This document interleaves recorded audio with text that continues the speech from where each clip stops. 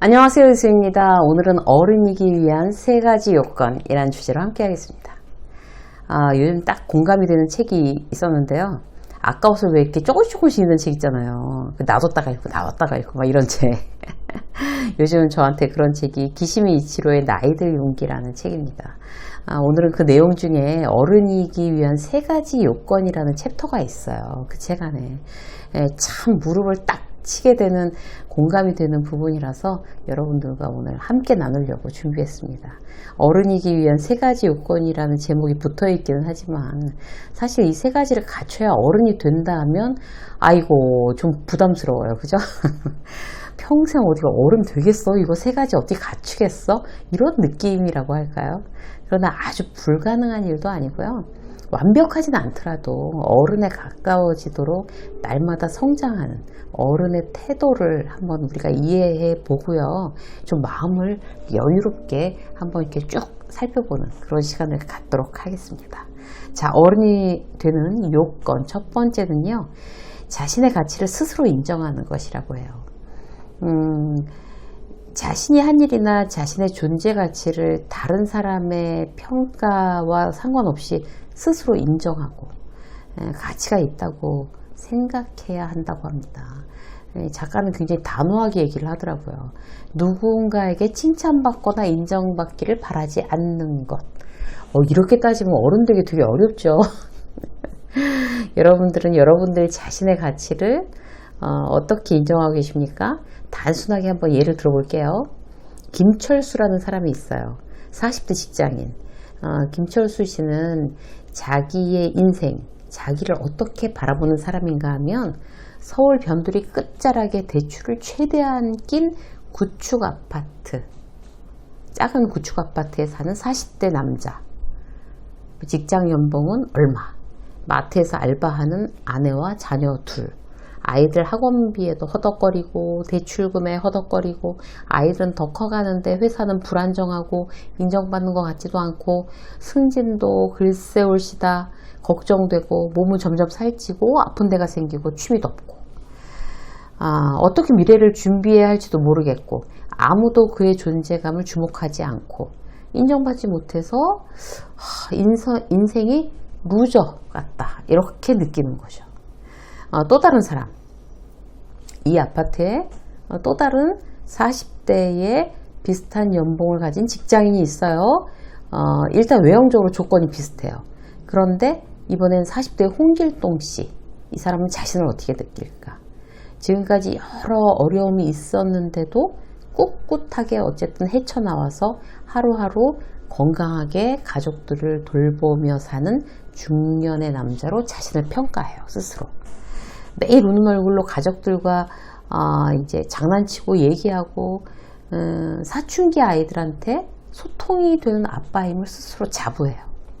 매일 운동도 하고 한 달에 한 권 책도 보고 40대이긴 하지만 AI에 익숙해지려고 공부하고 트렌드에 뒤처지지 않으려고 정보도 많이 모아서 젊은 친구들하고도 얘기가 잘 통해요. 꾸준히 공부하면서 은퇴 이후를 준비하는 자기 자신한테 프라이드를 느껴요. 스스로 막 응원하고 막 격려하고 막 이래요. 똑같은 조건의 두 40대가 전혀 다른 곳을 바라보고 있는 거죠.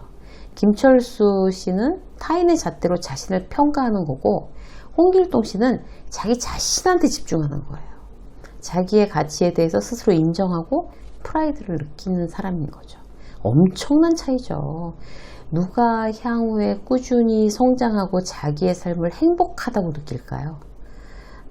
여러분도 이미 정답을 아시죠? 가장 중요한 건요, 내 가치에 집중하는 거예요. 내 가치에 집중하려면 나 자신한테 포커스를 맞춰야 되는 거죠. 남이 어떻게 생각할까? 40대인데 동창들에 비해서 제일 내가 못 사는구나. 제일 연봉도 작구나.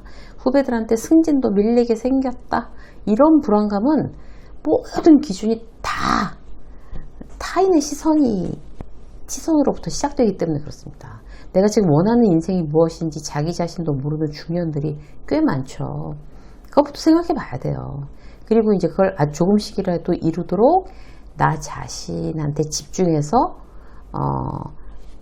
계속 집중하고 있어야 그 집중을 떨어뜨리지 말아야 내가 나를 인정할 수 있어요.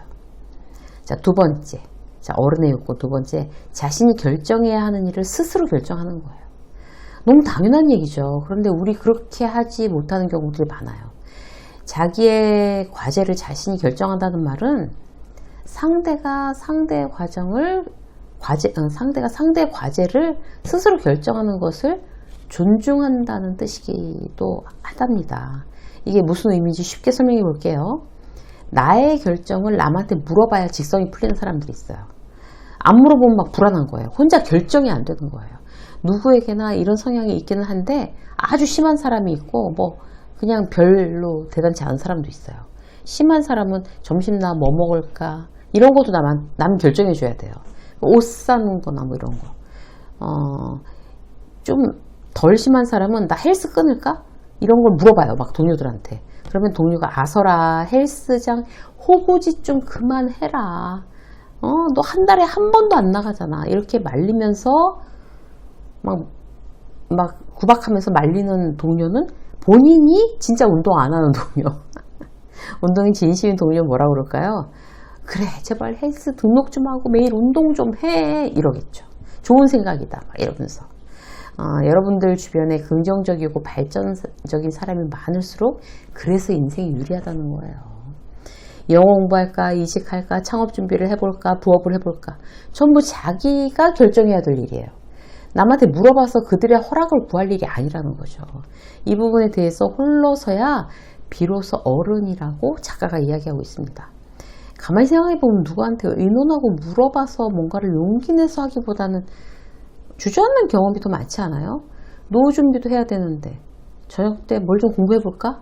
자격증이라도 따야 되지 않을까? 이렇게 말했는데 아서라 직장일이나 똑바로 해 라고 동료가 말해서 흐지부지 되었다고 쳐요.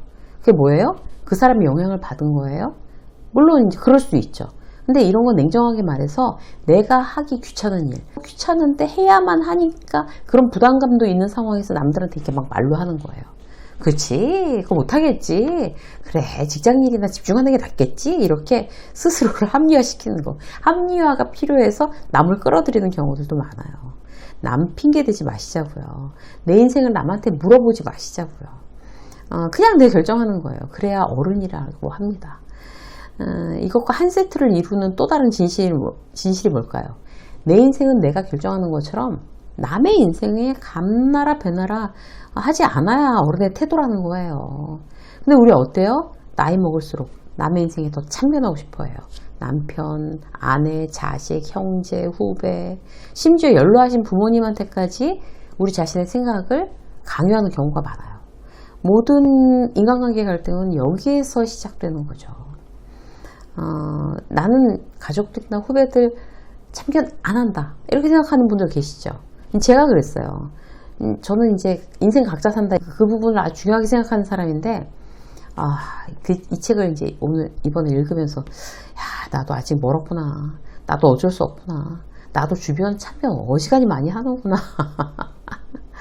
그런 아주 반성을 하게 되더라고요. 저희 딸이 이제 신입사원인데 아직 이제 입사해서 회사 다닌 지가 1년이 안 됐어요. 그 회사가 일이 너무 많은 거예요. 재미는 있어 하는 것 같아요. 기를 쓰고 하는데 이제 체력이 딸리는 거죠. 그리고 이제 퇴근해서 와서 막 회사 얘기를 해요, 저한테. 저는 정말 그 회사 직원 같아요. 그 회사에 대해서 모르는 게 없어, 내가. 근데 제가 이제 또 직업이 이러니까 얼마나 저희 딸한테 막 이렇고 저렇고 막 코칭을 하겠어요. 그러면서 제가 느꼈어요. 우리 딸은 그냥 신입사원일 뿐인데, 아직 1년도 안 된 신입사원일 뿐인데, 내가 그 눈높이가 아니라 내 눈높이에서 자꾸 애한테 이래라 저래라 이게 맞다 저게 맞다 온갖 걸 참견하고 있는 저를 발견한 거예요.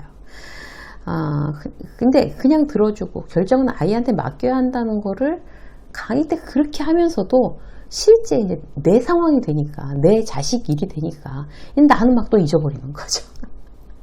우리가 이런 잘못을 저지를 때가 많습니다. 여러분도 그런 경험 많으실 거예요. 그래서 어떻게 해야 돼요? 내가 또 남의 인생을 참견하기 시작했구나.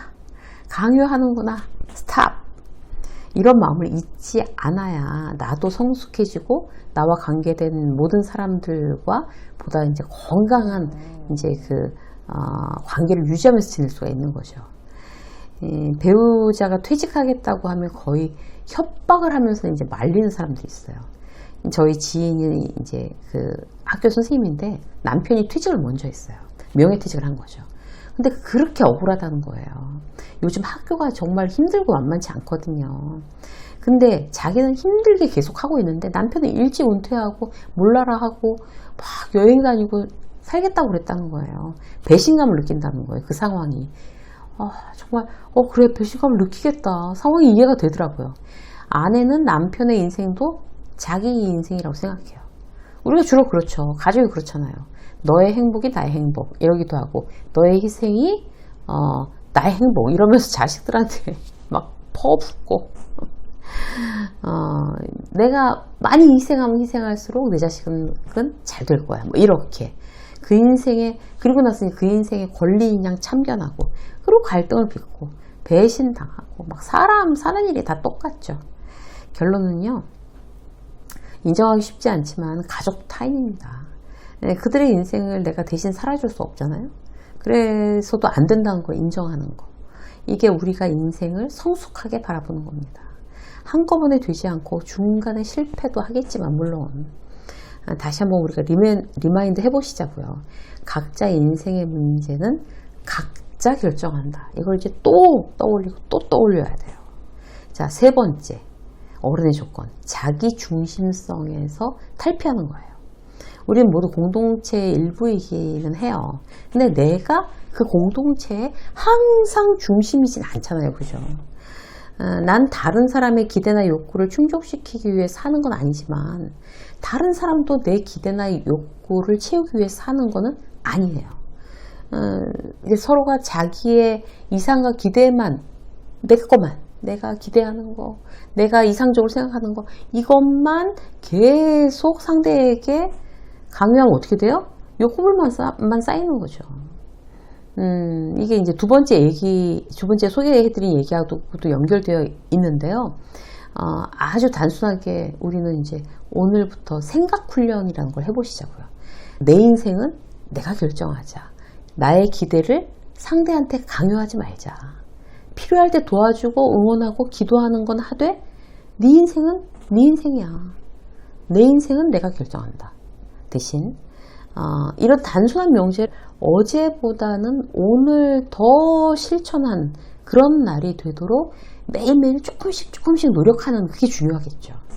이런 노력들이 하루하루 쌓일 때 우리는 점점 어른답게 성장하지 않을까 합니다. 오늘 말씀드린 세 가지 조건을 우리가 완벽하게 지키지 못한다 하더라도 그거를 최소한 잊어버리지는 않고, 이게 날마다 그 방향으로 어떻게든지 조금씩 가려고 노력하는 거, 우리를 조금 더 성숙한, 그리고 언젠가는 어른으로 만들어 줄 겁니다. 유쌤의 직장서 여기까지 하겠습니다. 고맙습니다.